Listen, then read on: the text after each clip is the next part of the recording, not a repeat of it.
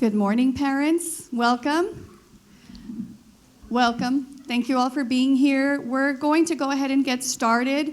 We want to thank you. I know we see a lot of familiar faces, so several of you all have been here with us all year. This is our last meeting of the school year, so we have some very good information for you today. Before we get started, I want my staff to come up here. If we can have all of my staff. They have worked very, very hard in planning and putting this event together for you because you all are that special to us here at United ISD. So I just want to showcase my staff for just a minute. If you can help me, give them a round of applause. They've worked really, really hard on the setup, on the decorations.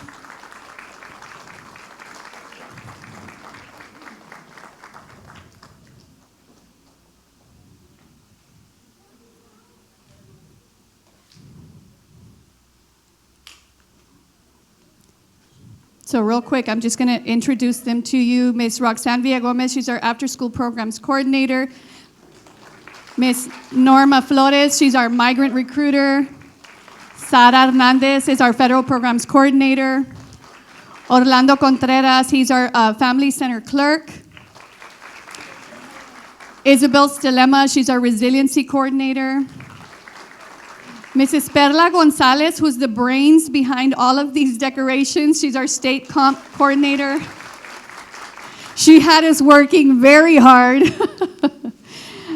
Mr. Robert Ruiz, he's our federal programs assistant. Mrs. Amparo Lanese, our family and community engagement coordinator. Ms. Marisol Gonzalez, which a lot of you know, she is our parent engagement facilitator. Valerie Guerrero, she's one of our site facilitators for Fit for the Future. Ms. Griselda Gil, my secretary, or secretary at Federal Programs. Lourdes Minton, site facilitator. Amanda Lopez, site facilitator. Belinda Posadas, site facilitator.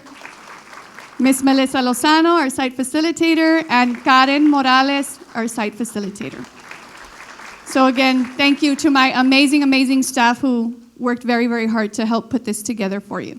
Thank you all so much. I want to introduce a couple of other people in the room. First of all, to our awesome ITV staff that have been with us all year streaming so that our parents that are watching at home virtually are able to participate. So thank you to our staff, Mr. Zamora as well. Our translators from United ISD, Ms. Mendiola and Ms. Ruiz, and Mr. Ricardo Rangel, who is our safety and crisis manager for the district as well, who's been with us all year as well, helping us out. And so without further ado, we're going to go ahead and get started. As you all came in, you received some information on our district parent engagement policy. So Ms. Lanese is going to talk to you a little bit about that, just so that you know what it's about. We really want your input, parents, as we're trying to get ready to prepare next year's policy. Once Ms. Lanese is done with her presentation, I'm going to present to you one of our licensed professional counselors who's going to be talking to you all about anxiety, understanding and managing anxiety. So without further ado, I'm going to pass it on to Ms. Lanese. Thank you so much. Thank you, Ms. Morales. And this is Mrs. Rebecca Morales, our Executive Director for Federal Programs and State Comp. Good morning to everyone, soon to be good afternoon. We're going to have a small presentation on what is known as our Parent and Family Engagement Policy.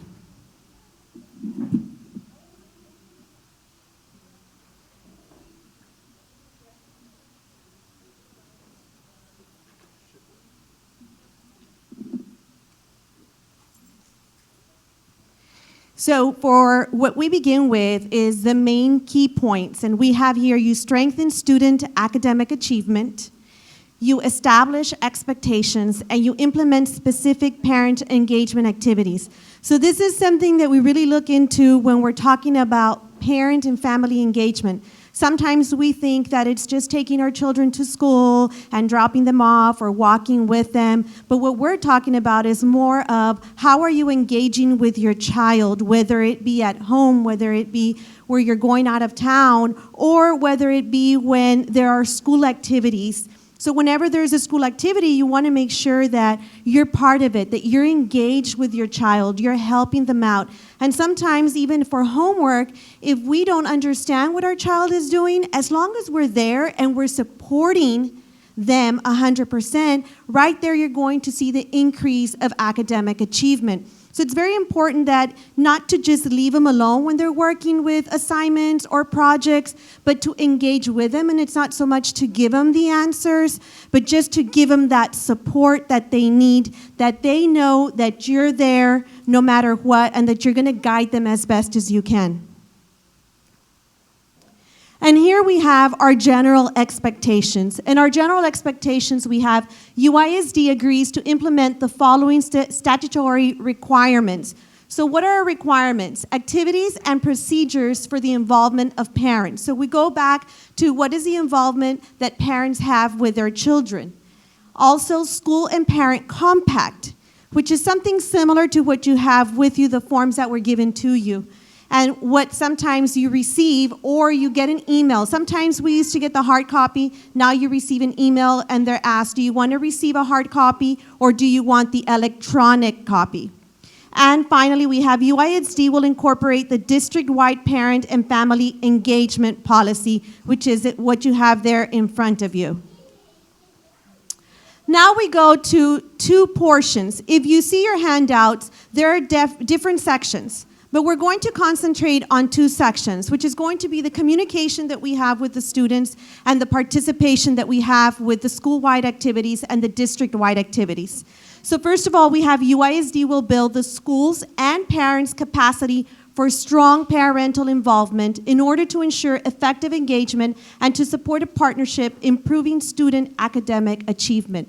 So we all go back to the same thing. We go back to academic achievement, and we always notice that if the children have the support at home, besides the support that they have in the classroom, that they have in the campus, that they're receiving from their teachers, to the administrators, to everybody that's involved in the campus, as well as district personnel that they go and they visit, you're going to see a difference. But once they get home, if we're too busy doing other things and we don't dedicate some time to them, then they're going to feel that they don't have that support they need to build that academic success that they need. Then we go into understand topics. Well, what topics do we need to understand to have better engagement with our children? And that would be the state's academic content standards. So the state has different standards that they have set for children, set for the campuses and the district, for the students to be able to set their goals and to accomplish those goals at the end of the school year. So you're going to notice that when you go to these parent meetings or meet the teacher night, sometimes the teachers, what they do is they have a presentation or they send home a form with the expectations they have. And sometimes we're thinking, my goodness, this is just so much. But what's very important is that these expectations are guided through the state. So it's a state requirement. And that is why we see our students or our children with so many things that they have to do and they have to accomplish by the end of the school year so they can have that academic success. Then we have the state student academic achievement standards. So those are the standards based on the achievement. How did they get there? What was the success that they achieved? Did they meet those goals? The state and local academic assessments, including alternate assessments. So as you know, you're going to hear your children say, I'm going to take a CBA, or I'm going to have a checkpoint assessment, or I have STAR coming up. And as we speak right now, our middle school students are taking the Science STAR, and our elementary children will begin next week, and the high school students take the end of course exam. So you're going to be hearing some are state, which are end of course exam, our STAR, our TELPAS for our bilingual students, our STAR Alt. So all these exams are state mandated. There's nothing that can be done. What the district does is they have what's known as checkpoints, or they have CBAs, or they have some basic benchmarks. And what they are doing there is they are trying to see, where are the children? Where are those students? Because if they're not what they should be, then they're going to guide those students to reach their academic goal. So this is just kind of, they're pacing themselves. They use pacing guides to make sure that the students are ready to move forward and that they reach their end goal and academic success at the end of the school year, not only with the local assessments, but with the state assessments as well. And the requirement of Title I, which you'll be seeing, how to monitor the child's progress. So sometimes we just say, well, you know what, I received the progress report, I received the report card, and that's good enough. Well, sometimes it's very important for us to see, how is our child doing? How is our child progressing throughout the school year? And that's very important for us to, when our children, either when they get in the car, if you're able to pick them up, or when we get home, if we're a working parent like me, then I'll sit with my child and ask, how was your day? And you're going to be, oh, Mom, here you go again. Like, I don't want to talk about it. But it's very important for us to kind of say, hey, how was your day? I'm here to support you. I'm here to guide you. I know where you're coming from. I understand.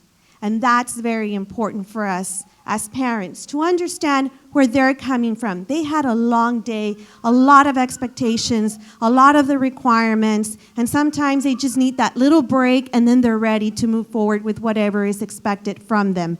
But that is something that we need to see, but we need to ask them. We can communicate with the teacher, either make a parent-teacher conference, send an email. Look, I know right now, very popular, we have the Class Dojo. That's very popular. The Remind 101. So very important just to touch bases with the teacher. Whether our child is doing great or the child is not doing so great, it's okay, because they're going to know that we care. Whether they're performing, not performing, or they didn't do well in one exam. Well, all of us sometimes don't do well in some things, and we learn from it, and we improve for the next time. So it's okay if they come and tell you, I don't want to tell you how I performed. It's okay for them to tell you, because we're not going to be punishing them. We're going to tell them, I understand, what can we do as a parent, or can I call your teacher on how can I help you to do better next time? And how to work with educators. So it's very important to have that communication with the teachers. Teachers, you might say, well, I called, they didn't respond. Call several times, send an email. If within maybe the third time they didn't respond, call the administrator, call the counselor. There's a lot of people there on campus that are willing to help you and can guide you. And here we have matching parent involvement to the needs of the community. U.C.O.P meetings, which are these meetings that federal programs holds every other month, and you participate. And what we try to do is we try to have different meetings to make sure that we help everybody out. Sometimes we have meetings in the morning. Sometimes we have them during lunch. Other times we'll have them in the evening. And we try to work with everybody's schedule as best as we can. And also this year working with other departments and having it live so everybody can have an opportunity, or recording it and being able to see it later on. Parenting partner seminars. So UISD has partnered with parenting partners, and every campus has their committee, and they've invited parents to be part of it. They go through several sessions. It's different chapters. You learn on how you can work with your children, how you can engage with your children, and then at the end there's a small graduation, and then it continues. So we've been seeing that a lot, that the campuses are working with parenting partners.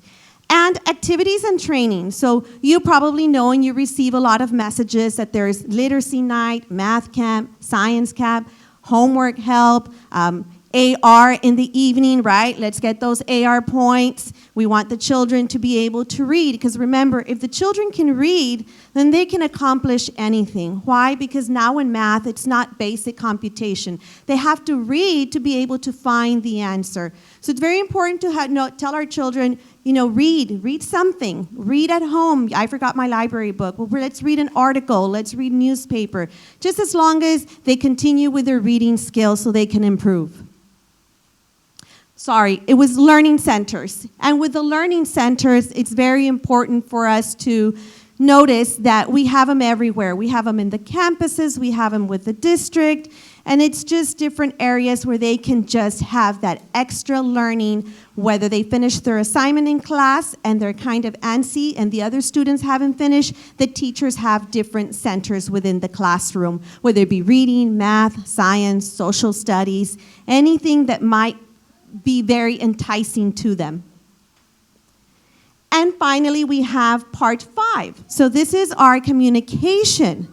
And our communication, UISD will educate its teachers, principals, and other staff on how to approach, communicate, work with parents as equal partners, value parent contributions, implement and coordinate parent programs, and build liaisons between parents and schools. So this is something that we want to see. We want to build those partnerships. We want to see the campuses build partnerships. We want to see the district build partnerships. We want to value what you have to say, what effort, what ideas do you have so we can improve the district, so we can help our children, because your contributions and your partnership is very important, not only to the campus, to the district, to your own children. So the more the children see you participate and see interest in what they are doing, then the more value you're going to have to it. So it's very important that your children see you at those meetings, and not only will you be learning, the children will be learning as well. And we have here the school district will take the following actions to ensure the Title I information related to the school and parent programs. Meetings and other activities is sent to the parents of participating children in an understandable and uniform format, including alternative formats upon request and to the extent practical in a language the parents can understand. So anything you receive is always in English. Most of the time, you're going to have the translations. It's going to be in Spanish. But you're also, if you need another language, the district is also available to give you whatever language is needed. We want to make sure that the parents of our district understand everything that is being sent out to them, that you understand what we're trying to talk about, you can relate to it, and you can give us your ideas as well.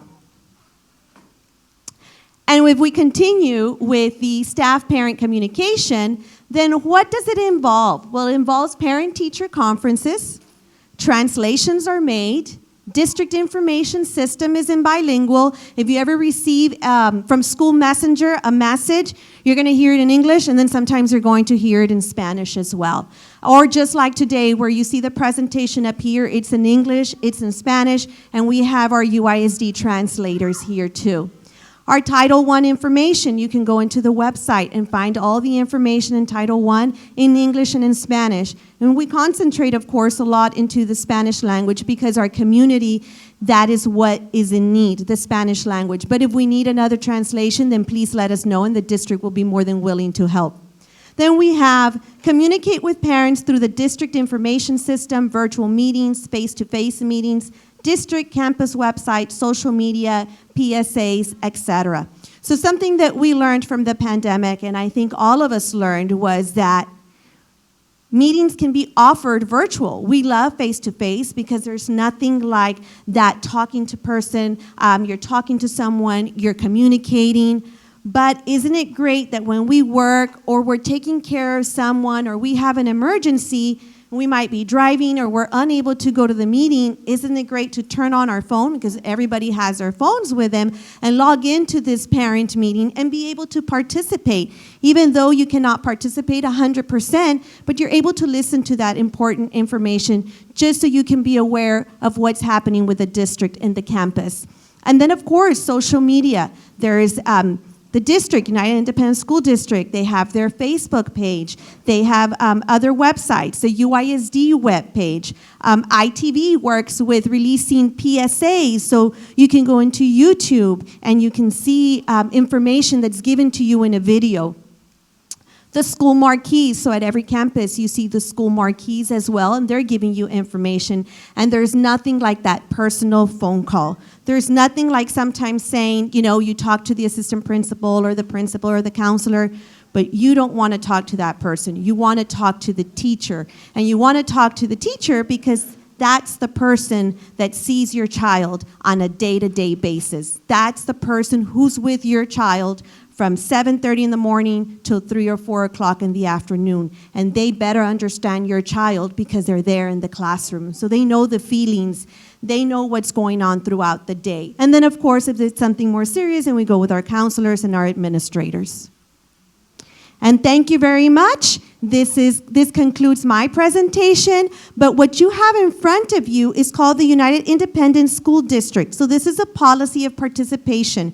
If you have a chance today, please review it and make some notations on what you think would be important for the district to implement, where we can consider it, we can look at it, we can get together and see what is best for UISD. Thank you. Thank you, Mrs. Nanese. So parents, at this time, I'd like to introduce Ms. Elda Salinas, who is one of our licensed professional counselors here at United ISD. She will be presenting to you this morning on anxiety, understanding and managing anxiety. But before I pass it on, I want to introduce our Director of Guidance and Counseling for UISD, Mrs. Melissa Ramirez. So without further ado, Ms. Salinas, thank you. Thank you very much. My name is Elda Salinas, and I'm here I'm one of the new licensed professional counselors at United ISD. I'm currently at United High School, and so I bring greetings to you from United High School this morning. And I want to thank you for being here. I want to thank every mother, every dad that I see. I see lots of dads too, and I want to thank you for just being here and honor you this morning. I know that being a parent, it's a lot of work and it's a lot of effort. It takes a lot of our time, a lot of our energy, and I just want to thank you this morning and honor you for being here today and taking the time out of your busy schedule to learn about anxiety and to learn about some of the mental health situations or concerns that we have nowadays with our children and the things that we're seeing here in the district. So I'll be teaching to you. I'll be talking today about anxiety. If you have any questions, I think at the end of the session I'll be able to take some questions, and I promise that I'll answer to the best of my ability. And if I don't have the answer, then I'll get back to you and provide that information to you. But I've been a counselor for 20 years. Have dealt with a lot of individuals that experience anxiety and depression. I am happily married. I am a mom of 4 children. And I like to say that at one point I had 4 teenagers in my house. So a lot of the stuff that I talk about, not only does it come from the theory and the research and the books, but it also comes from a lot of experience. So I think, am I supposed to slow down? Do I slow down? Okay. All right, so let's go ahead and start. The title for today is how to detect, or I forgot the title, Ms. Morales, so I kind of put just how to manage anxiety, but it's how to detect, how to tell if your child has anxiety and how to manage it. Okay, so let's go to the first slide. Okay, so the first thing that I'd like to talk about is what is the difference between anxiety and stress. We kind of use those words interchangeably, and we think sometimes that they are the same thing, and they do share very similar physical and emotional characteristics or symptoms, but they're 2 different things. Stress is normally temporary, and it's something that all of us experience. In fact, we are supposed to feel stressed. You are supposed to experience stress.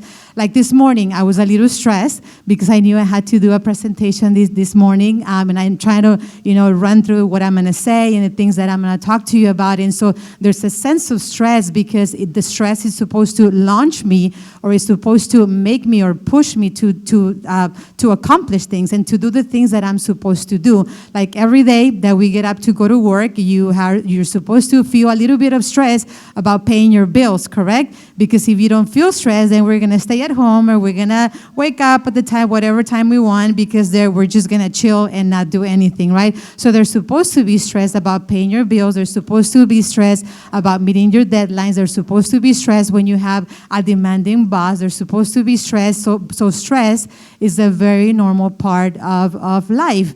The problem, the other thing about stress is that stress, you usually can tell that you're stressed because you can identify your stressors.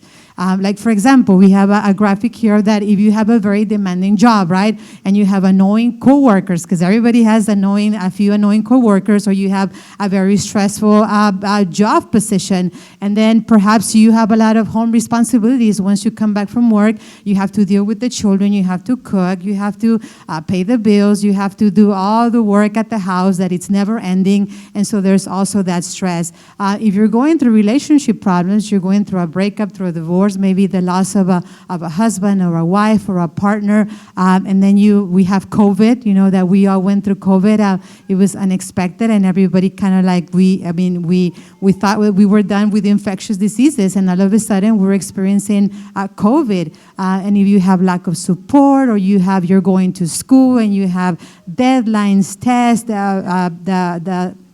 the STAR, the SATs, and there's all these accumulators, stress, or there's a lot of stressors in your life, it's very normal that you're gonna feel stressed out.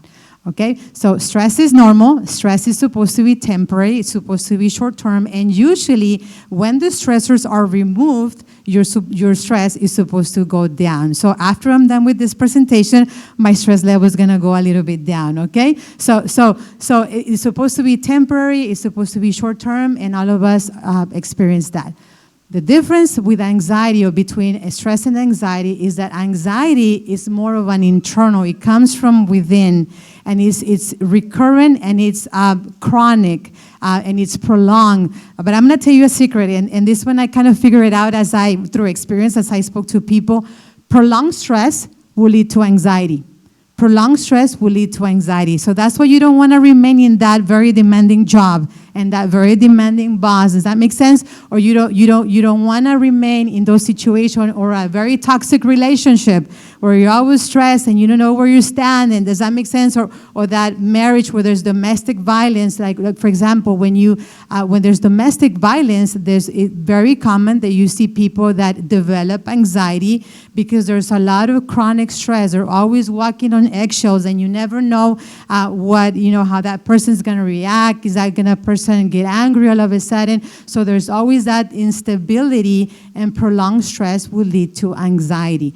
Okay, so anxiety, on the other hand, like I said right now, it comes from within, and is usually there to stay. A lot of people describe it as something like this. They'll say, "Ma'am, I don't even know why I'm anxious, but I'm just anxious. There's not even any more stressors." Or there could be stressors, but the stressors are not necessarily like significant. And I feel stressed, and I'm always feeling like something bad is gonna happen. There's a continuous state of feeling tense and anxious and nervous and dreading, what's gonna happen the next minute, the next day, because I'm always fearful. Does that make sense? Yes? Okay. So I'll ask you some questions in the end. I'll give you a quiz in the end, okay? So let's go to the next one. Okay, so where does anxiety come from? There's not a concrete answer. There's many. We as humans, we're very complicated, and there's many things that can contribute to anyone feeling anxious or depressed. And I say depressed too because anxiety and depression, they tend to be cousins, sisters. They come, they tag on, they come together. So usually when people experience anxiety, when you experience high levels of anxiety, it's very common that somebody's going to experience depression, or the opposite. Or people may start with depression, you might feel very depressed, and within time you're going to see anxiety creeping in. So they come together, they usually come hand in hand.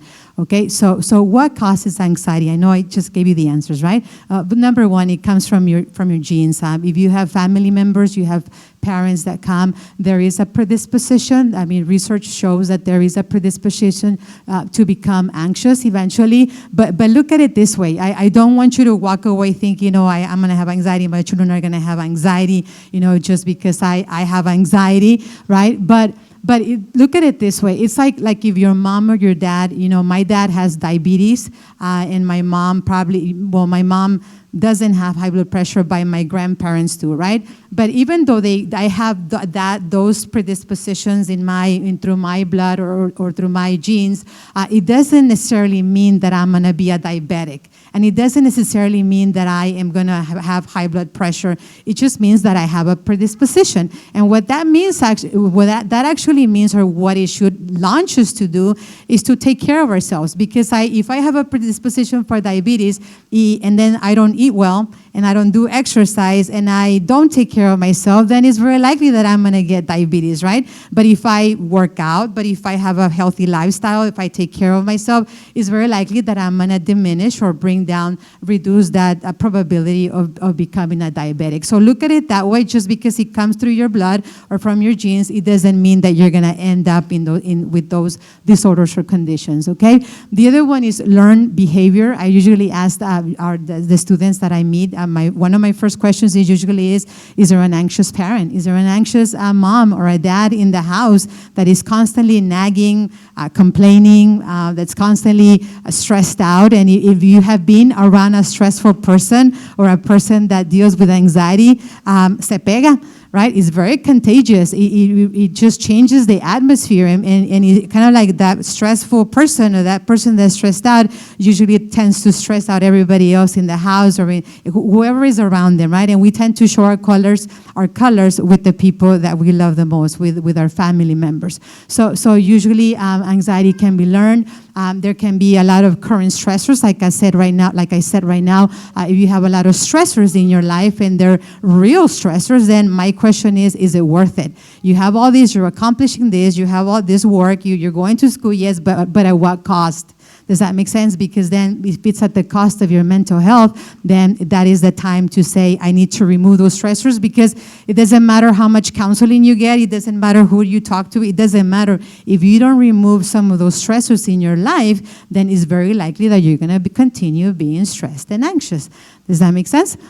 The other one is difficult experiences, bullying, maybe an accumulation of many experiences in your life. There's a very famous research that is called adverse childhood experiences, that pretty much what it says is that the more adverse experiences that you have in childhood, the more likelihood or the higher chances that you have of becoming anxious, depressed, and having a lot of mental health issues, because there's just an accumulation of a lot of life situations like bullying, like the death of someone, like maybe divorce of your parents, like maybe sexual, physical, emotional abuse. So the more that you have some of these characteristics, the higher the chances that the chances that you have of having a mental health disorder.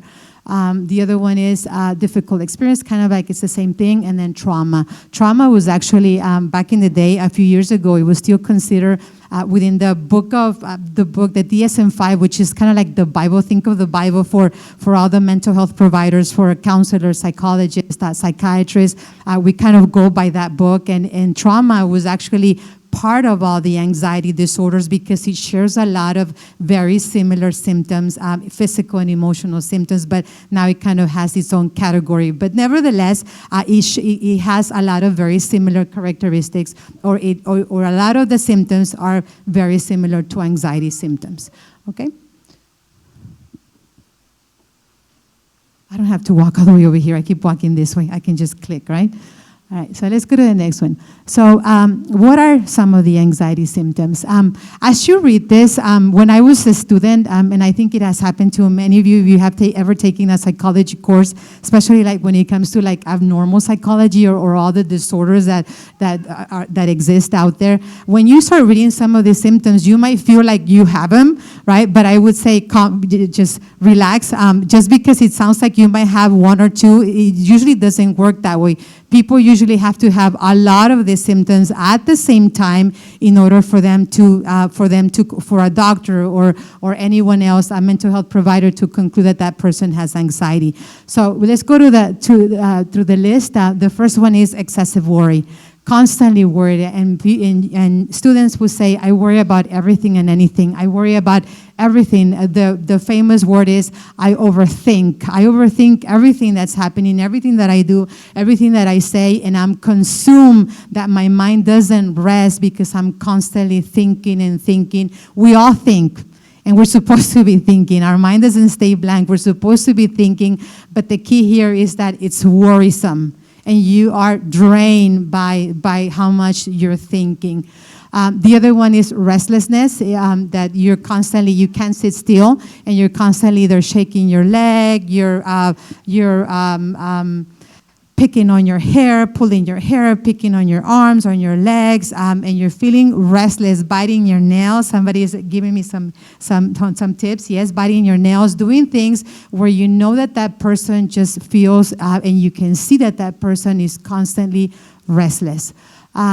What if situations, very common, kids will say stuff like, ma'am, I'm constantly thinking worst case scenarios.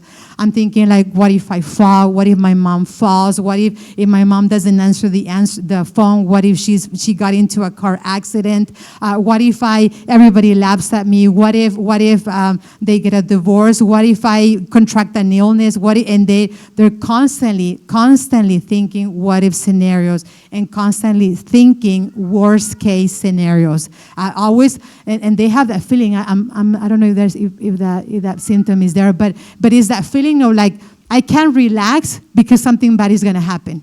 Like I can't even be at peace because I have to be like already like on guard because I feel that something bad is gonna happen. Sleep problems because of the same thing, and I usually say, well, do you have sleep problems? Well, not because you're watching Netflix or you're in TikTok or you're talking to your friends, but because literally you can't sleep because your thoughts are so excessive and so you're worrying about stuff that literally it takes your sleep away, and you see that very common, definitely. Irritability, a lot of people say, well, that person has anger issues. Well, it could be if they have learned to react that way. A lot of the times, if it's a learned behavior, right? But a lot of the times when we as mental health providers, we hear the word irritability, that que se pone, más anda de mal humor, right? Or they're constantly angry. The first questions that we'll ask is that we want to find out if that person is depressed or that person is anxious, because anger is usually like a reflection of what's going on in the mind. And usually children or adolescents, instead of showing sadness when they're depressed, they're going to show anger, because it's a lot easier to express anger and to say I'm angry than to say I'm sad, I'm hurt, I'm disappointed. Does that make sense? It's a lot easier to communicate anger than to be vulnerable and communicate hurt. Does that make sense? And the other one is when it comes to anxiety, a lot of people that have anxiety, they tend to be very irritable, and they have a very low tolerance for stress because of all the mental tension that you have in your mind already. You're constantly doubting, you're constantly fearing, you're constantly worried. Does that make sense? That anybody that says anything or does anything, I tend to overreact or be angry or stuff like that because of all the tension that I am experiencing in my mind. Again, muscle tension. You see a lot of people. We ever heard people that they say, I get headaches all the time, and there's no reason why they would have a headache, and they're constantly with headaches, muscle tension in the back of their shoulders and on their neck, because of all that tension that they feel mentally. Tension, nervousness, again, fatigue. That's one of the big ones. One of the things that I see a lot of kids do. They'll come that they go home, and then you see them sleeping a lot, because if there's one thing that anxiety does, it can drain you mentally and physically. Sometimes where I understand that you have not done any physical work, but your mind and your body is completely drained, and you see them taking a lot of naps, everything, especially if they come back from school and they're feeling stressed or they're behind or they're feeling overwhelmed. You're going to see a lot of that. So that's fatigue, lack of concentration. You hear a lot of kids say stuff like, ma'am, I can't concentrate. Ma'am, I can't memorize things. I read, and I have to read it over and over and over because I cannot retain information. Again, same theme, because of all the tension, all the information that's in the mind, and there's just too much, and it's overwhelming. And then panic attacks. And we're going to talk a little bit more about panic attacks. I think that that's important, so I'm gonna give you a little bit more information. I hope I'm not making you anxious or stressing you out, but there are good news. There are good news, and I'll share that in the end. How can we prevent that? How can we help our children? Okay. Yes, you're feeling a little tense, right? Some of you, as we're reading some of the stuff that we're saying.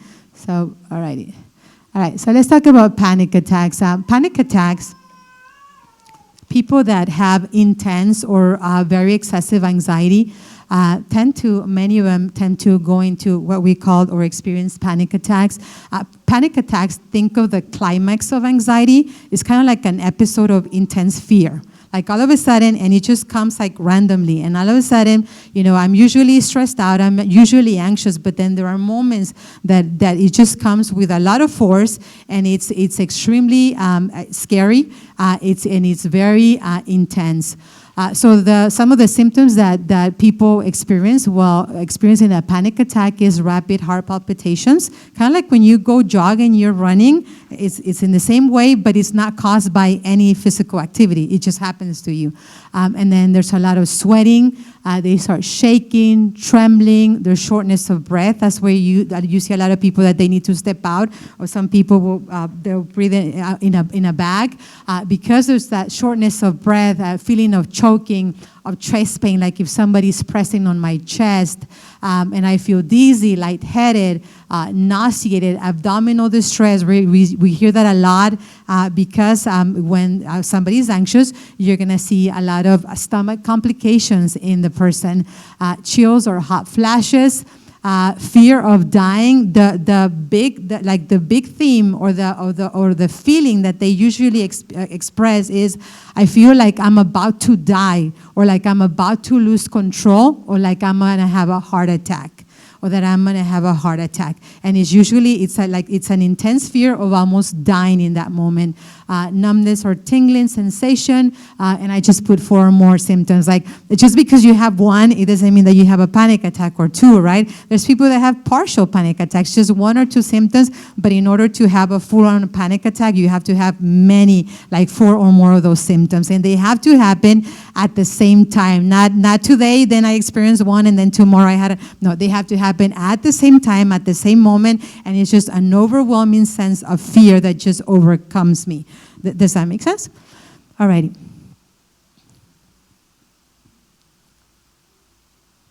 All right. Any questions? So that's how you can detect it. Let's go back a little bit. Let's go back a little bit here.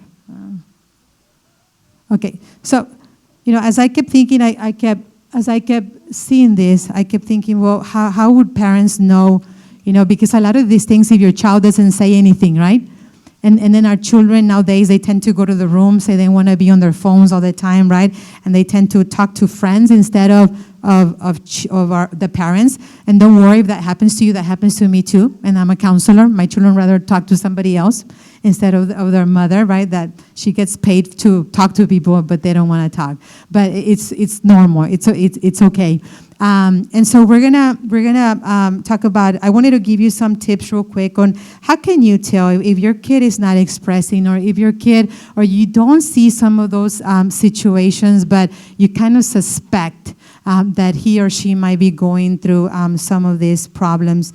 One of the big ones that we see in school is that you see your child dreading to get off the car. Dreading to get off the car, and that when they see the crowds of people outside gathering groups, so that they have to walk through all that, groups of people, you see them like that they don't want to get down. They don't want to get down. They don't want to go to school.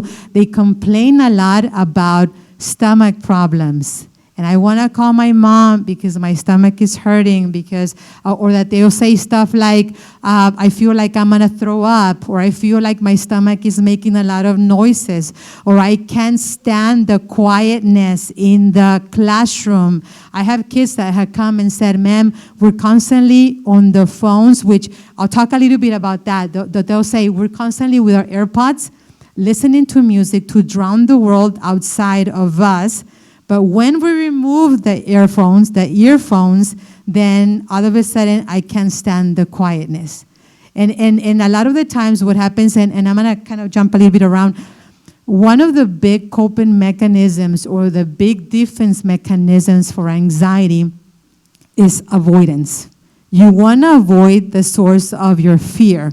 So if I am fearful in school, I want to avoid school. If I am fearful of public presentations, then I'm going to stay away from ever making a presentation. If I am afraid to talk to people, I'm not going to want to pay. I'm not going to want to talk to anyone, a stranger, because I'm always fearful of that. So avoidance becomes kind of like the most natural response or defense mechanism that people adopt to avoid the source of fear. The problem with avoidance, remember these parents, okay? Because we're going to go back to this. The problem with avoidance is that the more that you avoid, the more that you stay away from that source of fear, guess what's going to happen to that fear? Crece más. It's going to grow and grow and grow and get out of hand to the point that you're going to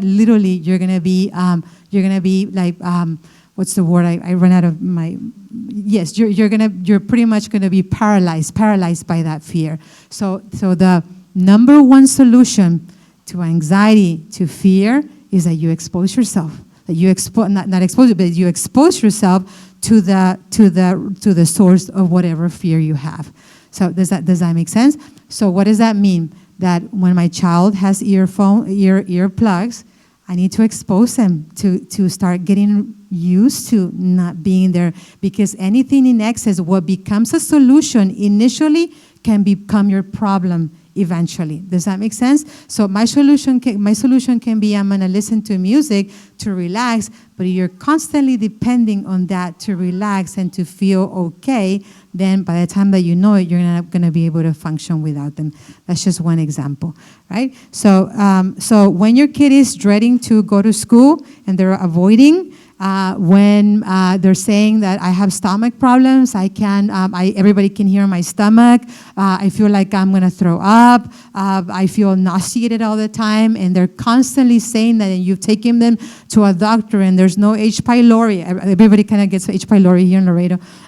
There's no H. pylori, there's no ulcers, there's nothing else, but they're constantly, and you notice that your child is constantly fearing and saying things related that they don't want to do this, that they're shying away from people, from situations, then that should be like a red flag. Unexplained headaches, complains a lot, voices out that they're worried all the time. There's really not a lot of things that I can tell you outside. Maybe some of you, as we at the end when I give you time for questions, maybe some of you can kind of share your ideas. So what you've seen maybe in some of the children, kind of like for everybody to hear.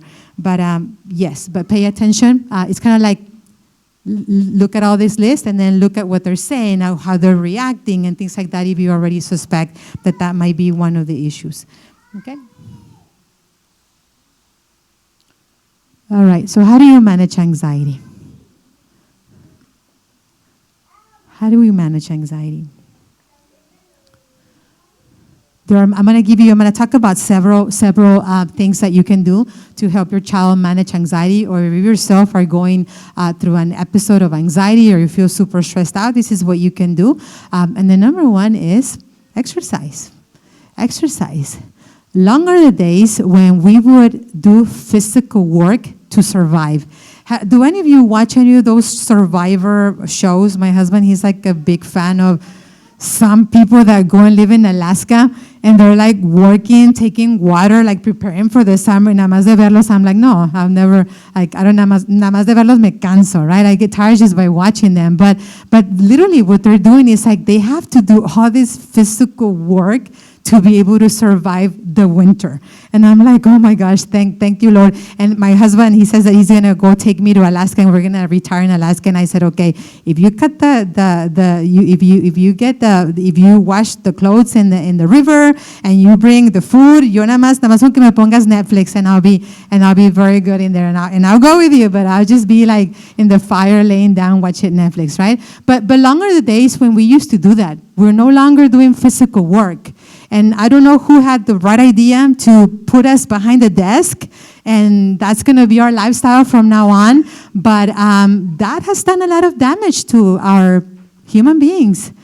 Because we used to do a lot of physical work just to survive. We had to go out and get the water, go to the rivers and wash the clothes. The hunters had to go and chase that buffalo to be able to eat. Does that make sense? And we had to sow, we had to reap, we had to gather. We had allowed to do a lot of those things in order to survive, and that would give us the health and the activity that we needed so that our muscles could be strong, so that our mind could be strong, so that we could have the sunlight, so that we could have all the vitamin D that we needed. Does that make sense? But now we are confined to closed spaces. Our children are confined to rooms by themselves, to phones that isolate everybody in the family. And so we are living very passive lifestyles. So kind of like our version of exercise, of doing all that physical work to survive.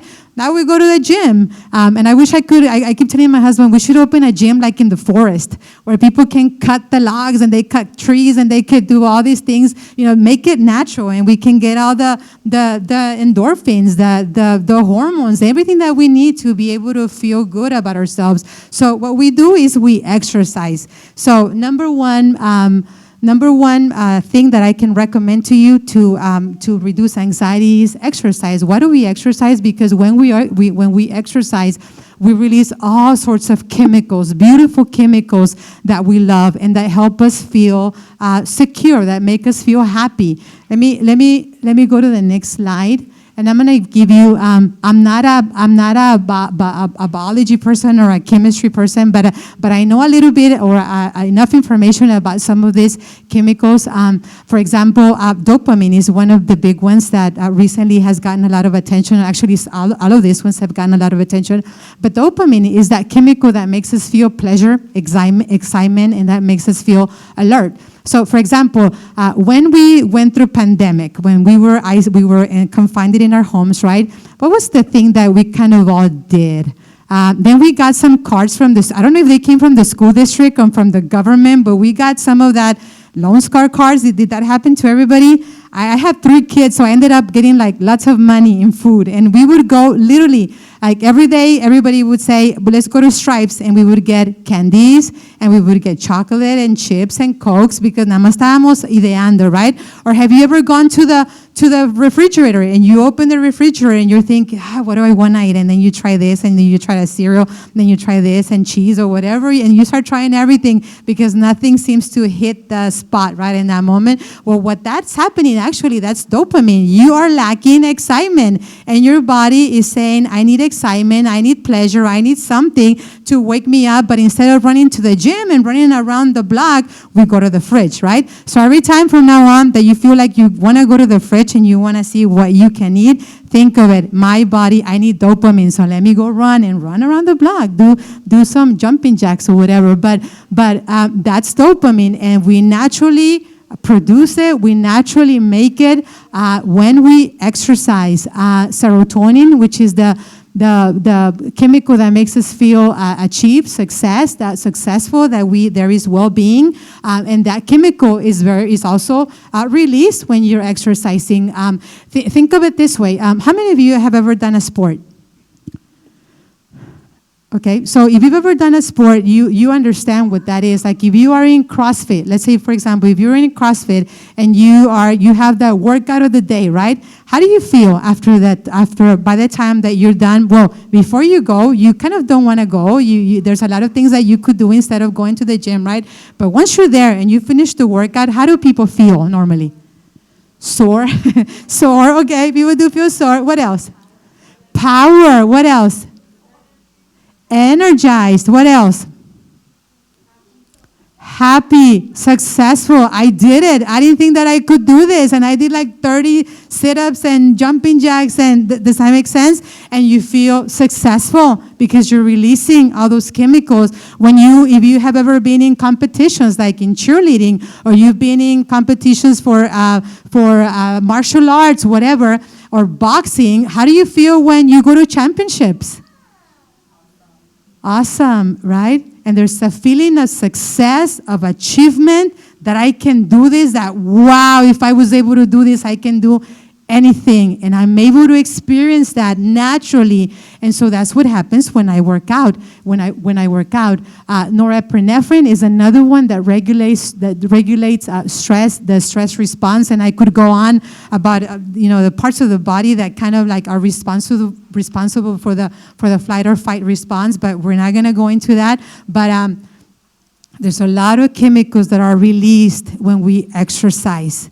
But when we live a very passive lifestyle and we're not going outside and we're not exercising, we're not moving our muscles, we're not doing any of those things, we have the perfect recipe for anxiety, for depression, for lots of things that will come to us. Okay, I'm gonna skip oxytocin because that's one of my favorite ones. My children are kind of experts on all this because I'm always saying them and naming them. Come over here so I can give you some oxytocin. And but I want you to become an expert on all this, and I want you to go impress your children today when you go home. Give them some oxytocin, and we'll talk about it right now. All right? Okay, number 2, nutrition. Nutrition. What do our children eat today? Anyone? Chicken nuggets, fries, pizza, burgers. What else? Flaming Hots, claro que sí. You're forgetting the most popular one. Cereal, tostilotes, takis, ramen, right? Ramen soups, los míos también. They're there. Okay, so the children are eating all kinds of stuff. Why? I think our children are kind of like the victims of our times. We live in a society where mom and dad have to work a lot of the times, and a lot of the times we come tired from work. I include myself in with you guys, and we come back from work and we're tired, and a lot of the times it's a lot easier to pick up food from McDonald's, from Whataburger, from whatever. But we are depriving ourselves. We are so lacking all the nutrients, the vitamins, the proteins, the minerals, the fiber that our body needs in order to properly function. And not just that, not only are we like not having what we need, but on top of that, we're adding all the processed foods, all the sugars, all the simple carbs, all the stuff that our body was never even meant to process or to break down. Does that make sense? Have you ever turned like the labels of some of the stuff that we eat, that you don't even recognize the names of the stuff? Well, the rule is if you don't recognize the ingredients, don't eat it. Don't eat it because it's not natural. It's made up of something and it's bad for you. And we are constantly feeding ourselves with stuff that is not gonna do us well, and we're gonna find ourselves with the perfect recipe or in a situation where we're gonna be perfect candidates for anxiety and depression. Back in the day, back in the 19th century, we used to die of like infectious diseases, like tuberculosis, like polio, like chicken pox, and thank God that now we found the cure to a lot of that stuff, and we have like vaccines and stuff like that, right? And today, what are we dying of? Lifestyle diseases, cancer, diabetes, obesity, high blood pressure, all the congestive heart failure diseases, even muchos, right? We're dying of so many things that are diseases that can be preventable. Eventually, we're all going to die. We're all going to die. That's the bad news, or bad news, I guess. We're all going to die, but we don't want to die prematurely. We want to have, or if we die in long years, we want to live them in health, and we want to be strong for our grandchildren. We want to preserve our lives as much as we can. But unfortunately, we're dying of all these diseases that could have been preventable, including anxiety and depression. Will not kill you, but I promise you, people that have severe anxiety, they wish that they would not be alive when it's extremely excessive. And that's when you hear things like, they're thinking of dying, they have suicidal ideation, stuff like that. But if everybody would pay attention, and if all of us would listen this morning, that nutrition and exercise are key. Before you go to therapy, before you go to medications, nutrition and therapy are the key. We need to change that way that we're eating, because this is the perfect recipe for not having a lot of tolerance for stress, for not feeling successful, for not feeling achieved, for not feeling happy most of the times. Does that make sense? So there's a lot of things involved when it comes to nutrition and exercise. How much time do I have?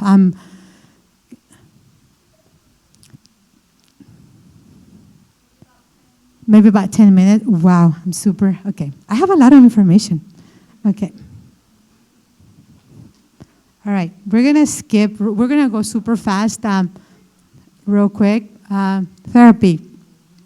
You can take your children to therapy, but I'm going to be honest with you. We therapists, we don't work miracles.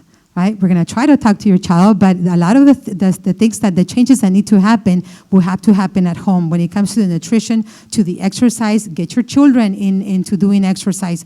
When you go to therapy, you're going to get support, you're going to get understanding, there's going to be an expression of emotions, you're going to process feelings, they can teach you coping skills, they'll help you improve your communication, and there's a greater sense of help and purpose. When you talk, one of the big things that I tell people is that in therapy, we don't work miracles, but one of the big miracles that do happen is that people feel very relieved when they get to sit with somebody and that person understands me. And that person is listening to me, and that person is not mom and dad that they're lecturing me or they're trying to teach me something. Does that make sense? And somebody is just listening to me, they're understanding me, and they're supporting me, and they're communicating that they have all of my attention and that they're there for me. Does that make sense? And that in itself, a lot of the people when they go to therapy, interestingly, in the first 1 or 2 sessions that people go to therapy, that's where you see like the biggest improvement. Because it's the fact that I came to you and I unloaded everything that I had been carrying, and wow, there was somebody for the first time that didn't minimize or didn't downplay what I was feeling or didn't invalidate what I was feeling, but they were totally understanding of what I was saying. Does that make sense? So yes, you can take them to therapy, and therapy, what they'll teach, what they do a lot of when it comes to therapy, we talk a lot about your thoughts, what you're thinking, what you're feeling when you are experiencing anxiety and depression. So definitely. Okay, let's go to the next one. Medication. This is a choice for many individuals, and I usually tell people, look, don't go to medication unless you have a plan, unless you are already exercising and you're eating well. Usually, when we tell people, when I give a recommendation for medication to anyone that I see. Then you always say stuff like this. Don't go, if you're going to go into medication, because we understand that there are students, or there are not students, but individuals that do need that help. Think of medication as a push to help you, because anxiety can be so overwhelming that there will be individuals that might need to get into this type of treatment. But usually what I tell people is this: don't get into medication without a plan, because medication is just going to cover the symptoms. It's never going to take them away. And if you don't do anything to change and to take that to reduce that anxiety, it's never gonna, you can end up in medication for the rest of your life. So what you want to do before anyone gets into medication, you want to have a plan. You want to say, I'm going to get myself a medication for 3 or 6 months, but in the meantime, I'm going to exercise. I'm going to change my eating habits. I'm going to be active. I'm going to go outside. I'm going to walk. I'm going to join a support group. I'm going to join a church group. I'm going to join whatever you want, but you got to have a plan before anyone jumping to this. Does that make sense? So that can be also another option. Okay, but let's go to the one that I think it's kind of like important for you guys. All righty. So how do we prevent anxiety on children? Well, the first one is oxytocin. That I was going to go back to that chemical that I was telling you about. When you hug your children, mom and dad, when you hug your children, you're releasing oxytocin not only on your children, but you release it on you. Right? Has this ever happened? Has this ever happened to you that let's say, for example, that you are at the house, right? And you're cooking and you're cleaning and you're doing everything that you need to do, at the house. And by the end of the day, you look at your children, they're asleep, and you feel totally guilty. Why? Why? Because we never spend time with them, or because the whole time los anduve regañando, and then they look so angelic, right, when they're asleep, and the whole time I feel guilty because I didn't spend time with them, because I did a lot of things for them, but never spend time with them, right? So oxytocin is that chemical that when you get close to your child, and when you hug your child, when you caress your child, when you watch a movie next to your child and you're like leaning, or your child is leaning on you, or they're leaning on your chest, and you have that physical touch with your child, you are releasing oxytocin on your child, but you're also releasing it on you, mom and dad, because there's no greater satisfaction, if I may say, as a mom, than to have your children close to you and to have them close to your heart. So when you do that, you're releasing oxytocin, which is a chemical that makes them feel loved and safe. Does that make sense? So I put the word there, apapachalos. I kind of heard this in another presentation. Somebody said this, the word apapachar, I think it comes from the native language Nahuatl, and what it means is acariciar el alma, caress the soul, acariciar el alma. So apapacha a tus hijos, acaríciales el alma. Acarícialos. It's more than just talking. It's more than just going, telling them or checking up on them. It's more than that. It's sitting down with them and having that physical touch and expressing that love and that care and that safety so that they can grow up to be kids that feel safe. Provide opportunities, number 2. Provide opportunities for your children. Provide opportunities for them to excel, to be someone. One of the things that I love about a church that I attend to is that they actually have a Starbucks in that church. And one of the things that they do is that all the teenagers, they get to work in the Starbucks. So it's super cool because by the time that they get out, the kids know how to run a cash register. They know customer service. They know a lot of stuff. So provide opportunities for your children to be able to experience. If they want to work at the age of 16, let them work. If they want to drive early, at the legal age, whenever they take the course or whatever, right? Let them do it. Let them take risks because they need to. Don't pay for them. Don't pay when you take them. Don't order the food for them.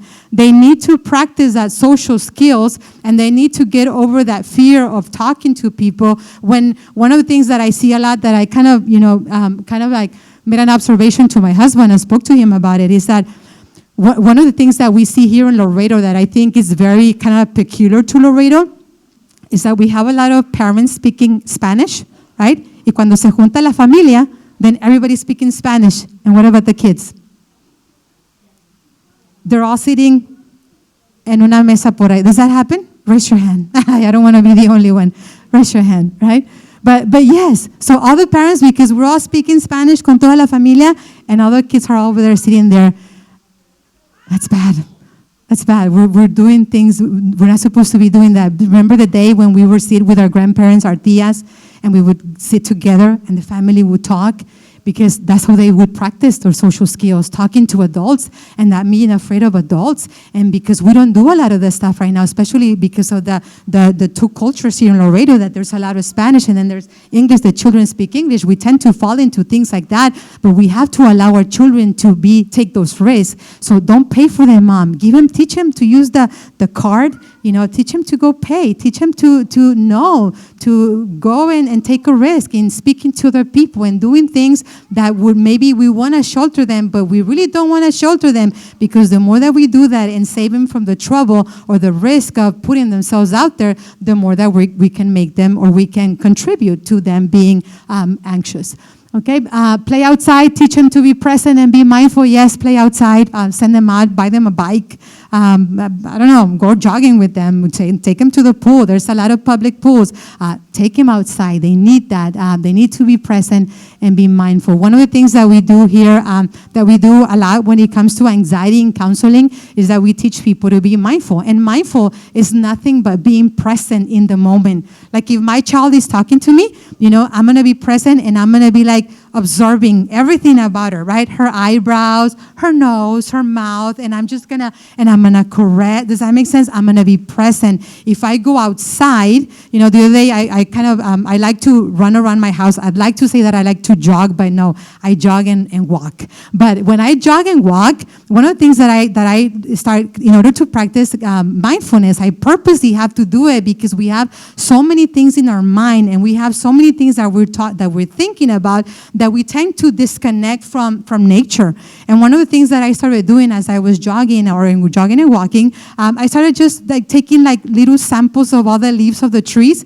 And for the first time, oh my gosh, I noticed how many differences are in the leaves of the trees. Some of them are rounded, unas picuditas, some of them are like going down. Does that make sense? But there's a world out there, many worlds out there. Or even if you just walk, you see the ants and you can follow the ants. Where are they going? What are they carrying? And just like observing and being present in the moment, being present wherever you're at instead of being on your head. So we teach children, or we teach individuals, don't be so much in your head, but be mindful of your surroundings. Be mindful and observe. I promise you, if you walk out of even in this room that you've been here several times, if you start noticing everything around the room, you're going to notice that you've never noticed that maybe there were, 20 of those panels up there. Does that make sense? Or that you've never noticed that, oh my gosh, there was a board in the bottom. But it's about observing and looking. And the concept is, get yourself out of your head and start being present outside, like in your surroundings. Does that make sense?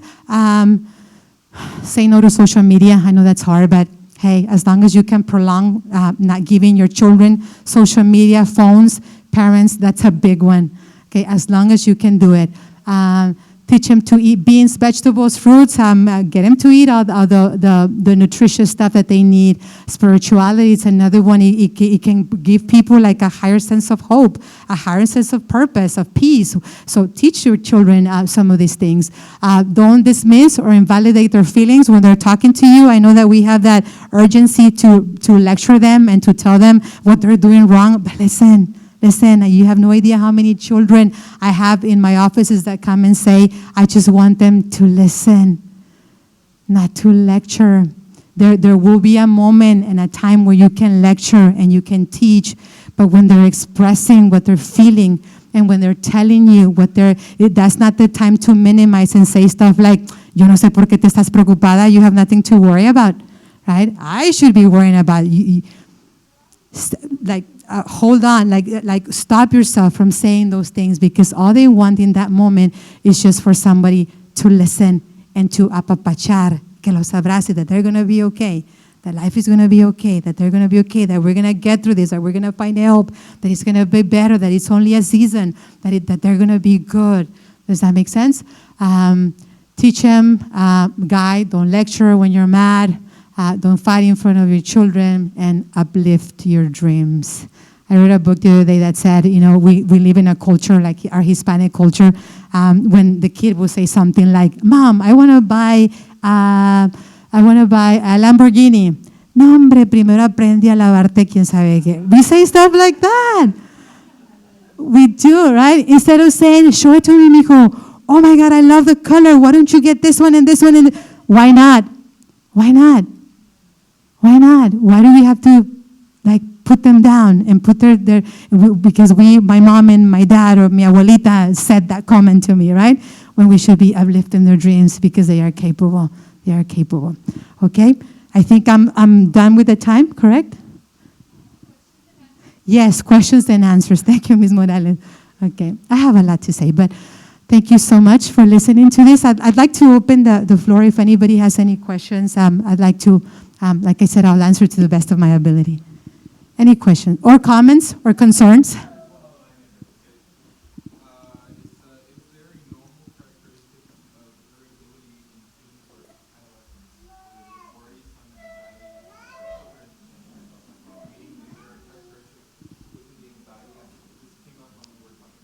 Mm-hmm.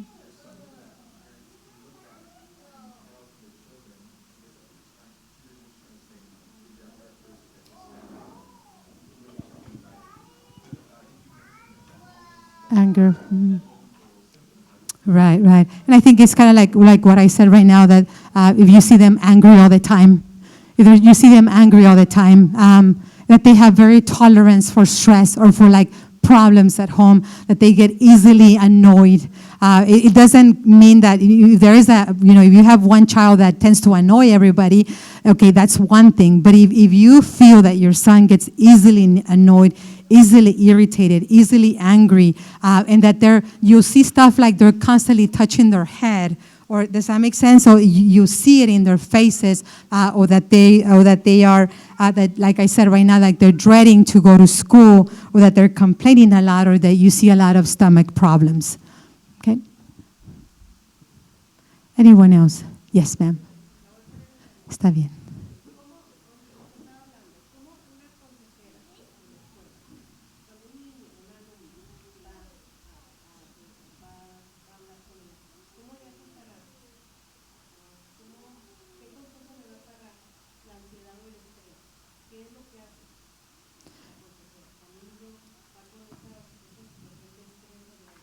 Okay.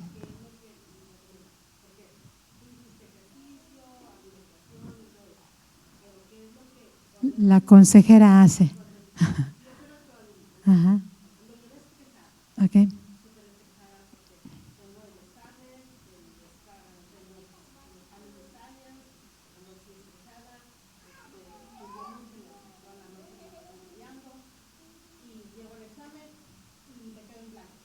Okay.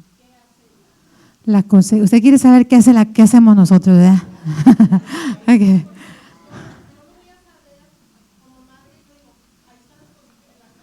No. Okay, bueno, my answer in Spanish, or I'll answer in. Okay, so the question is, what do the counselors do when a kid goes and he's anxious and they go to a counselor's office? What do the counselors do? Well, I cannot speak for other counselors, but I can speak for some of the things that I might do. And again, it's on a it all depends on the case, on the scenario. But the first thing that we do is we listen. We listen because, like I said right now, it's kind of like there's just power in somebody listening to me and understanding me, and that for such a long time ago, I've been experiencing this and I don't know what to call it. And so we tend to guide that person into, just into what they're feeling, and just being able to just offer that support. And a lot of the things that we do, Mom, is we will contact the mom. The parents have to just talk about some of the things that the kid is saying and offer recommendations. But some of the things that when it comes to the therapy, what we do is we teach the children, a lot of the children, we teach them like breathing techniques, how to breathe to calm down their heart rate, because when they're feeling very anxious, we tend to breathe very fast and very shallowly. So what we do is we teach you to breathe so that you can take control of or at least your heart rate, and we teach you how to be mindful, like kind of like what I was doing right now. We teach you to start thinking, being very intentional about being mindful, because we tend not to be mindful, so we want to help you get out of your head. And one of the big things that we do when it comes to counseling, when it comes to anxiety, is that we talk to you a lot about your self-criticizing thoughts that you have, because this is kind of like another presentation, but anxiety has a lot to do with what you're thinking about yourself. Okay, so that's what, kind of like in a nutshell, Mom, that's what I would do. Okay.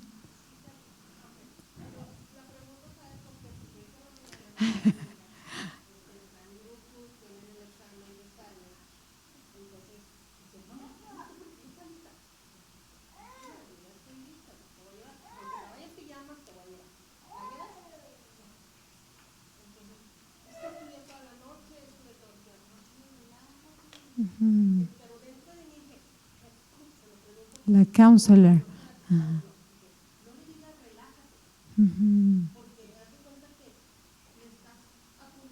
That's very good, Mom. Mm-hmm. Mm-hmm. Mm. What else? What? Right.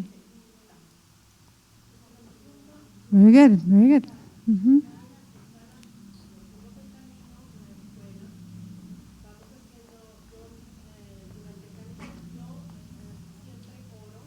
Mm-hmm. Mm-hmm. Mm-hmm. Okay. Yes.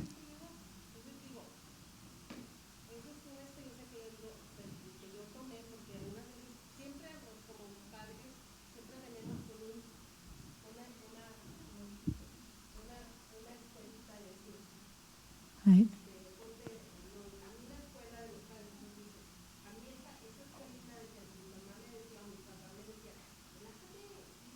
No le gustaba.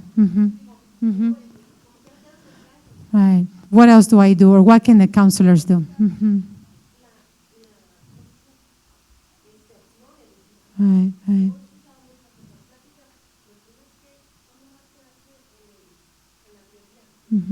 En la práctica, algo más. Okay. Ajá, ajá. ya me quiere quitar el lugar. Ajá.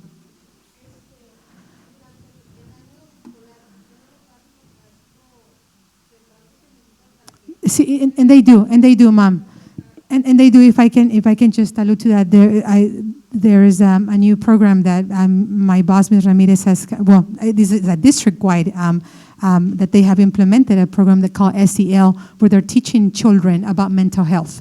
The question is, what are the schools doing? Can they sow seeds? Can they plant seeds in the children's minds about mental health? And the answer is yes. We're already doing it, Mom. We do that. And the schools are supposed to be implementing a lot of minutes before in the first period or some of the periods to talk about mental health. Okay, and they cover a lot of these type of things. Yes. One more question. ¿Alguien más?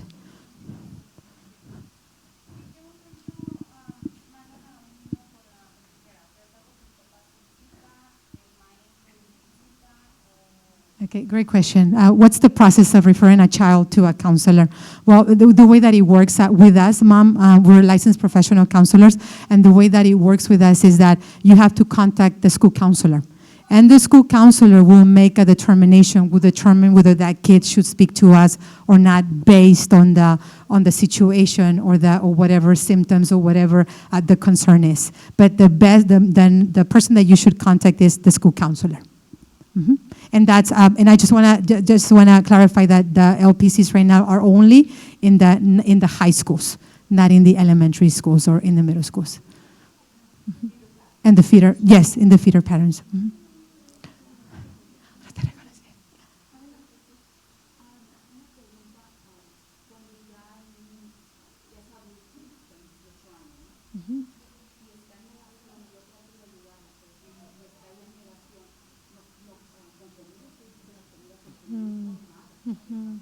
Claro.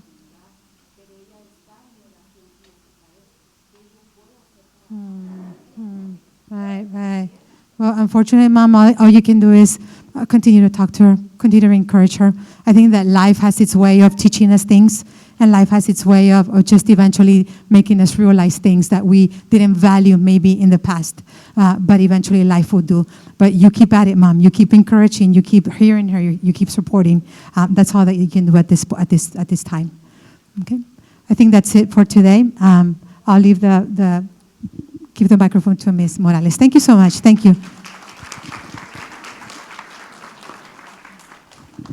Thank you, Ms. Salinas. I think Ms. Salinas will be around for maybe a little bit at the end of the presentation. Ms. Salinas? She'll be around, so if parents, you have additional questions that you'd like to ask her, maybe in private, or would like more clarification on, then she will be here to answer any of your questions. So at this time, our staff is passing out our evaluation forms. We always ask you parents to please provide us your feedback. We plan these meetings based on your feedback. So, if we have 40 parents, 50 parents telling us they want to know more about anxiety, about stress, that's why we have been doing these meetings based on these topics this year, because that is what the majority of our parents have been asking for. So as we're preparing for this coming school year, like I said, this is our last meeting of the year, but as we're preparing, as Ms. Lanese is preparing for our scheduling at the family center that we're going to be opening up soon, as we're preparing for our Parent Learning Summit next year and our U.C.O.P meetings, we really want to hear what you have to say and what you would like more as far as topics are concerned, what you would like to learn more about or hear more about. Before we play Loteria, because we're going to get ready to play Loteria, one more thing. Remember that Ms. Lanese shared with you about our parent engagement policy at the beginning? Please, if you have any suggestions for us, please mark them on there. You were given some red pens when you came in.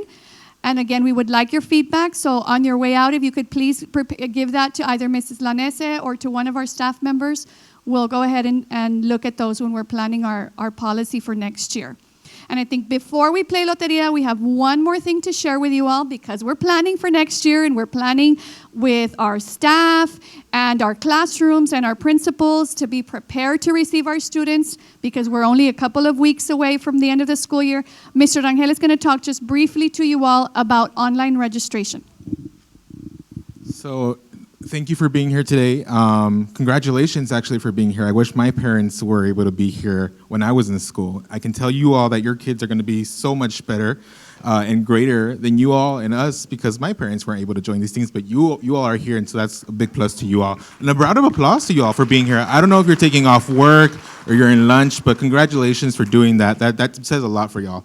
And so we want y'all to come back next year for sure. And remember that these meetings are only for UISD students. And so that means you're a UISD parent. And so if you have not registered online yet, you need to do that now, because we want to get, like Ms. Morales said, we need to know how many students are coming back to us this following year. You might ask yourself, I already did it last year. Why do I need to do it again? Information changes, your phone number, your address, certain things change. So we need to make sure that all those things are updated and current. All right. And so also, if you have neighbors or family and friends who want to join the district, bring them on over. We're taking anybody who wants to join the district, of course, with limitations. But of course, we want any student that's out there that maybe is doing homeschool right now or at another area. We want them to come to United ISD. You see what we offer and what we have. So in order to do that, all you're going to do is go to the UISD website. You're going to go to uisd.net. On the top of the website, there's this one that says Tyler Parent Portal. That's our student information system. So you click on it, and it's very simple, if it goes. And it froze. Yes, it did. It froze. Yeah, it froze completely. Oh, no. Okay. Whoopsie.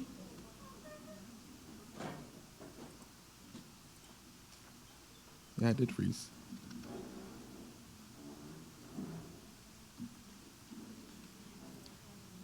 Okay, we're back. So you click on this Tyler Parent Portal. Then on the right-hand side, there's 4 documents. Registration for returning students in English, registration for returning students in Spanish, registration for new families in Spanish and in English. All you have to do is click on those if you have not done it already and you want to know how to do it. Or if you already know how to do it, all you need to click is on this link right here, and you log in as a parent and you register. Okay? Super simple. Thank you. Ms. Morales?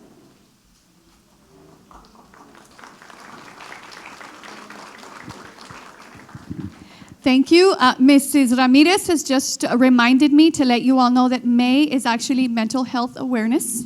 And I think they have some information on the website. So if you go to our UISD website as well, one of the banners on the main page will show you that. You click on it, and it'll take you to some resources as well. So without further ado, it's time to play some Loteria to win some prizes. We want to thank our parents that joined us online. And you have in the little cups in front of you, you have some frijolitos, okay? So Ms. Hernandez is going to guide us through Loteria. We have 5 prizes to give out, parents. So if one person wins, do not take off. We're going to keep playing, okay? So do not take off. If you have not won, do not take off your beans. We're going to keep playing. And Sara's going to explain how you can win. Okay, so you can win like sencilla. Pueden ganar sencillo. Pueden horizontal, diagonal, cuadro chiquito y cuadro grande. Si hay un empate, van a escoger un número con Miss González, Marisol González, para quebrar para desempate, ¿ok? So, aquí les voy a poner yo las baraja, la tarjeta. Corre y se va, ¿ok? El borracho. El cotorro. La luna. La bota. Did someone say bingo? Okay, bingo. Okay. No las quiten, no las quites, vamos a seguir. Mande. Pues vamos a seguirla. La mano. Lotería. Bingo. Lo voy a sacar de todos los lugares. Ahorita la van a checar, Miss González. No la. Ok.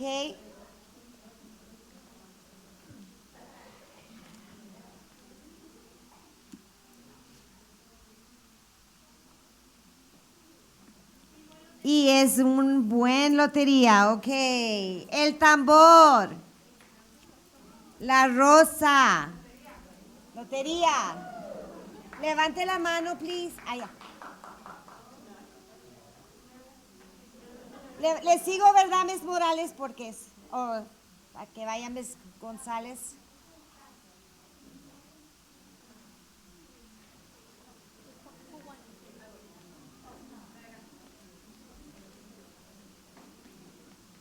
Ya voy. Nos quedan 2 premios, ¿verdad? Ok. Buen lotería. El músico. El gallo. El alacrán. La rana. Lotería.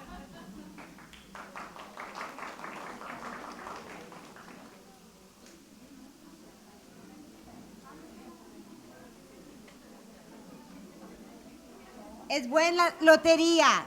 Ese es el último juego. Gracias. Ahí está Miss González con usted. El arpa. El pájaro. Lotería. Muchas gracias, padres, por venir. Thank you very much. Ahí viene Miss Morales.